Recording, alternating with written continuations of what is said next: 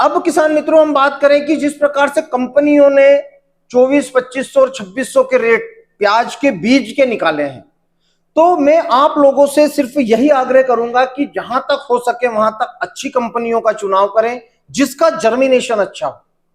ऐसे किसानों को चुने जो बीज की खेती करते हैं और सीधा किसानों को ही माल दें। किसी भी प्रकार से कंपनियों को हम फायदा क्यों पहुंचाएं?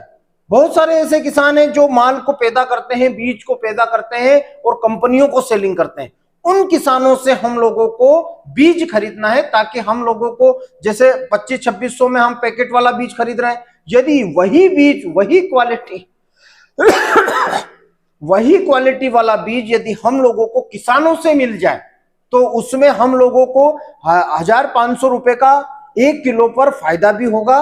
और अंकुरण की क्षमता जो है उसकी, ये बीज कंपनियां बताती हैं 70%, यानी कि उसमें कुछ ना कुछ तो मिला रही है, जब भी 70% बता रही है। आप यदि किसानों से मान लेंगे, किसानों से बीज खरीदेंगे, तो आप लोगों को अंकुरण की जो क्षमता है वह 90% तक जा सकती है।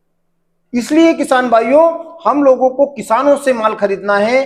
किसानों के साथ में हम लोगों को ऐसे व्यक्तियों से माल खरीदना है जो बीज का व्यापार नहीं करते, सिर्फ किसानी करते हैं, क्योंकि किसान कभी किसान को धोखा नहीं देता। इसलिए किसान भाइयों, हम लोगों को बीज में विशेष ध्यान रखना है। आगे हम प्याज की खेती के बारे में वीडियो के माध्यम से समय समय पर चर्चाएं करते रहेंगे, भाव के विषय की चर्चाएं भी करते रहेंगे। बहुत सारे मित्र बोलेंगे कि आप प्याज के बाजार गिरे हैं तो आप यूट्यूब से गायब हो गए, लेकिन ऐसा नहीं है। मैं मेरी कुछ पारिवारिक समस्या और मेरी सामाजिक समस्या और मेरी स्वास्थ्य संबंधी समस्या और दूसरा एक प्याज की उन्नत खेती मित्र मिलन समारोह का आयोजन हम लोगों ने उज्जैन में किया था। उसमें मैं इतना व्यस्त था कि 5 से 7 दिन 8 दिन उसी कार्यक्रम को भव्य बनाने में लगा हुआ था। मेरे मित्रों के सहयोग से वह कार्यक्रम बहुत ही अच्छा और बढ़िया संपन्न हुआ। वहां पर बहुत सारे किसान मित्रों के से मिलने का बहुत अच्छा अवसर मुझे प्राप्त हुआ। तो ऐसे ही किसान भाइयों, ऐसे ही लेटेस्ट वीडियो के लिए बने रहें मेरे साथ प्याज की उन्नत खेती यूट्यूब चैनल पर। यदि अभी तक आपने चैनल को सब्सक्राइब नहीं किया है तो चैनल को सब्सक्राइब कर लें, लाइक बटन दबाएं और बेल आइकन जरूर दबाएं ताकि मेरे वीडियो के नोटिफिकेशन आप तक पहुंच सके। जिस प्रकार से पूरे भारत में पंजाब, हिमाचल प्रदेश, जम्मू कश्मीर, दिल्ली, मध्य प्रदेश और राजस्थान, इन प्रदेशों में यानी कि उत्तर भारत में भीषण बारिश का कहर देखा जा रहा है। जहां देखो वहां पर पानी ही पानी हो चुका है। मंडियों में आमदनियां कम होने के बावजूद भी बाजार टस से मस नहीं हो रहा है, यानी कि बाजार ना 1 रुपए ऊपर आ रहा है और बल्कि 50 पैसे नीचे ही जा रहा है। इसका सबसे बड़ा कारण किसान मित्रों पानी और अधिक वर्षा का होना है। किसी भी प्रकार से आप यूं ना समझिए कि प्याज के बाजार में जो गिरावट है वह स्थिर हो चुकी है, यानी कि रोज प्याज का बाजार 1 से 2 रुपए नीचे आने वाला है। बिल्कुल भी इस प्रकार की सोच को ना रखिए, अपनी सोच को हमेशा पॉजिटिव रखिए। हम लोगों ने सुपर माल का स्टॉक किया है, हमारे माल में किसी भी तरह से यदि मिस्टेक नहीं है तो अपने प्याज को थोड़ा थोड़ा करके ही मंडियों में ले जाना उचित रहता है।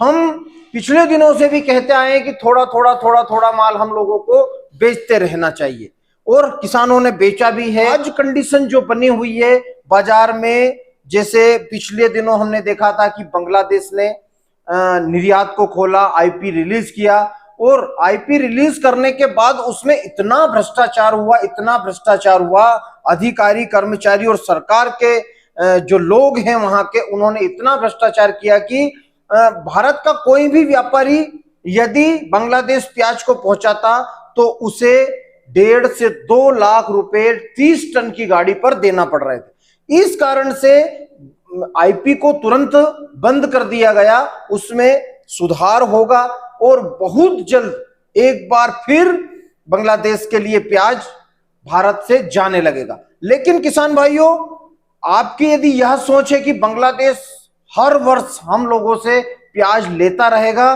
तो इस सोच को अब हम लोगों को खत्म करना होगा। बांग्लादेश किसी भी तरह से हर वर्ष जिस तरह से इस वर्ष उसने हमारे साथ किया है, भारत के किसानों के साथ किया है, ऐसा ही हर वर्ष होता रहेगा। वहां पर प्याज की खेती अब बड़े पैमाने पर होने लगी है। 22 करोड़ से ज्यादा की जनता वहां पर नहीं है। 22 करोड़ जनता यदि वहां की पॉपुलेशन है तो वह उसकी भूमि पर ही उसके लायक प्याज उगा सकता है। सिर्फ कभी कभी यह मिस्टेक आएगी कि प्राकृतिक कारणों से बांग्लादेश में प्याज में खराबी होगी, उस समय पर वह भिखारियों की तरह भारत से प्याज मांगेगा। हम लोगों को अब यह ध्यान रखना है कि किसी भी तरह से हम लोगों को हमारे देश में जितनी खपत है उतना ही प्याज लगाना है। हम जहां पर 100 बीघे का प्याज लगा रहे हैं, वहां पर हम लोगों को 70 बीघे का प्याज लगाना है। 30% रकबा हम लोगों को कम करना है। 30% रकबा किसान मित्रों हम लोगों ने कम कर दिया तो हम लोगों को जरूर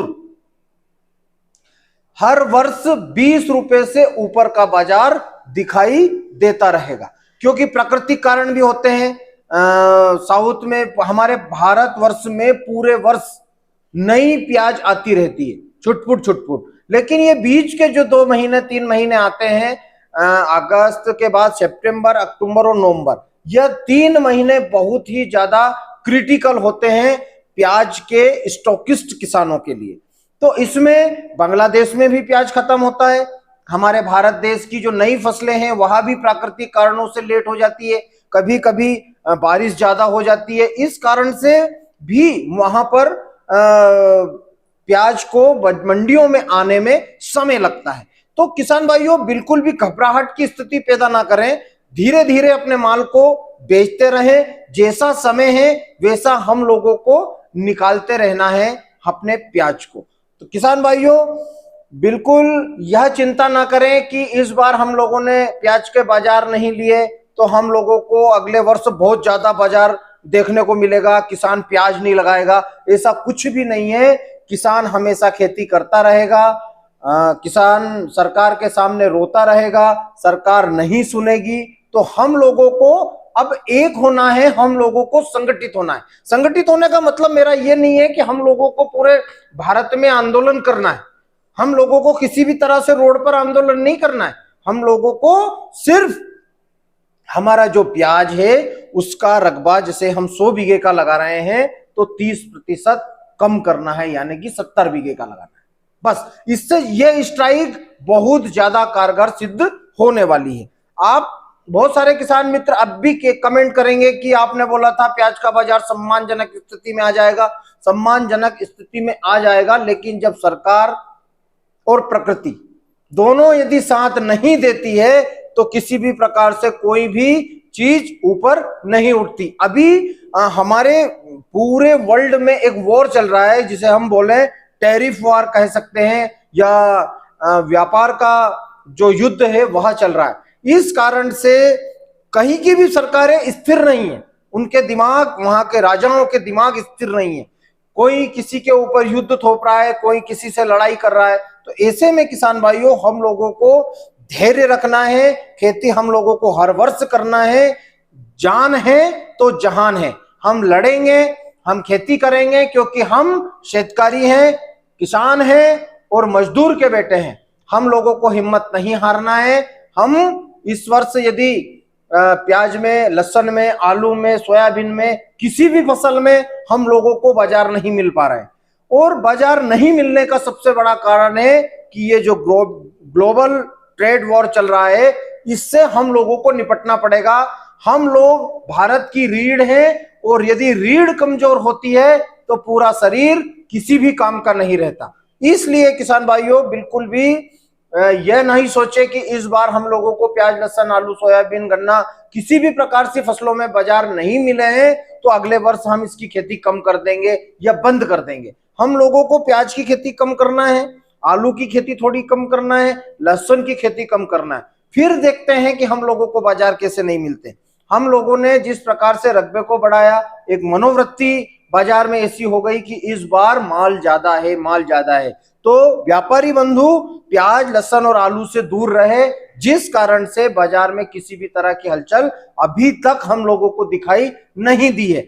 हम उम्मीद करते हैं माता रानी से कि जैसे ही श्राद्ध पक्ष खत्म होंगे और नवरात्र शुरू होंगे, नवरात्र के बाद दशहरा और दशहरा के बाद दिवाली होगी, तो दिवाली तक हम लोगों को कहीं ना कहीं प्याज के बाजार में थोड़ी बहुत तेजी देखने को मिले। तो किसान भाइयों बने रहें मेरे साथ प्याज की उन्नत खेती यूट्यूब चैनल पर। जय बलराम, जय किसान, जय जवान।